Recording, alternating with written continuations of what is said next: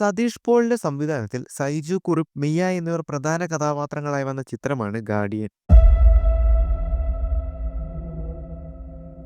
2021 ചിത്രം റിലീസായത്. ഒരു ബിസിനസ്സുകാരന്റെ മകളാണ് ശ്രുതി. ഒരു നാൾ ലവ് ഫെയിലിയർ എന്ന റീസൺ കൊണ്ട് ആത്മഹത്യ ചെയ്യാൻ ഒരുങ്ങുകയാണ് ശ്രുതി. എന്നാൽ ഡോക്ടർ അരുണിന്റെ ട്രീറ്റ്മെന്റിൽ ആ മെന്റൽ സ്റ്റേജിൽ നിന്നും മാറി. പിന്നീട് ഇരുവരും നല്ല ഫ്രണ്ട്സ് ആകുന്നു. ഡോക്ടർ അരുണും ശ്രുതിയുമാണ്. പിന്നീട് അവരൊരുമിച്ച് മുമ്പോട്ടുള്ള ജീവിതം നയിക്കാമെന്ന് തീരുമാനിക്കുന്നു. അങ്ങനെ സന്തോഷത്തോടെയുള്ള അവരുടെ ജീവിതത്തിലേക്ക് അപ്രതീക്ഷിതമായി ഒരു കോൾ വരുന്നു. അത് ശ്രുതിയുടെ അവസ്ഥയെ വല്ലാതെ ബാധിക്കുന്നു. എന്താണ് ആ ഫോൺ കോൾ, ആരാണ്, എന്തിനു വേണ്ടി എന്നെല്ലാം സിനിമ കണ്ടു തന്നെ മനസ്സിലാക്കേണ്ട ഒരു കാര്യം തന്നെയാണ്. ഒരു ത്രില്ലർ ചിത്രമാണ് ഗാർഡിയൻ. അപ്പോൾ തന്നെ അവിടെ ഒരു ക്രൈം നടന്നിട്ടുണ്ട് എന്ന് മനസ്സിലാക്കാലോ. അത് അന്വേഷിക്കാനെത്തുന്ന പോലീസ് ഓഫീസേഴ്സാണ് സിജോ വർഗീസും അതുപോലെ മിയയും. ഒരുപക്ഷെ നിങ്ങളിൽ പലരും ഈ ഒരു ചിത്രം ഇതിനോടകം കണ്ടു കഴിഞ്ഞതായിരിക്കും. എന്നാൽ ഈ ഒരു ചിത്രം ഇതുവരെ കാണാത്തവരാണ് നിങ്ങളെങ്കിൽ ഒന്ന് കണ്ടു നോക്കാൻ ശ്രമിക്കണം. മലയാളത്തിൽ അണ്ടർ റേറ്റഡ് ആയി കിടക്കുന്ന ചിത്രങ്ങളുടെ കൂട്ടത്തിലാണ് ഇപ്പോൾ ഈ ചിത്രത്തിന്റെ സ്ഥാനം. എന്നാൽ അങ്ങനെയല്ല.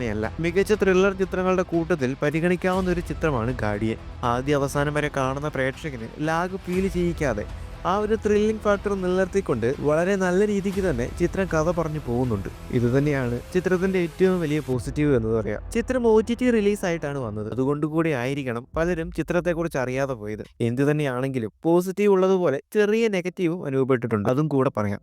ഡയലോഗിന്റെ കാര്യത്തിലാണ് അത് ഫീൽ ചെയ്തത്.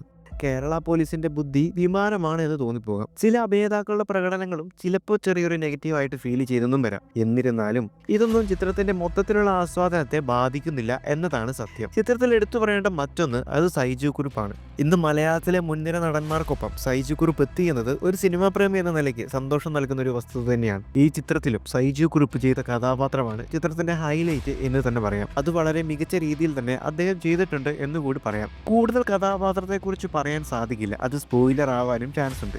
ഈ ഒരു ചിത്രം കാണാത്തവരുണ്ടെങ്കിൽ സമയം കിട്ടുന്ന അവസരത്തിൽ ഒന്ന് കണ്ടു നോക്കാൻ ശ്രമിക്കണം. ഇഷ്ടപ്പെടാനുള്ള സാധ്യതയാണ് കൂടുതൽ. ഇത്തരം നിരവധി സിനിമകൾ മലയാളത്തിൽ തന്നെ ആരും അറിയപ്പെടാതെ കിടക്കുന്നുണ്ട് എന്നതാണ് സത്യം. പലരും റിലീസ് ആയതുപോലും അറിയാത്തതുകൊണ്ട്.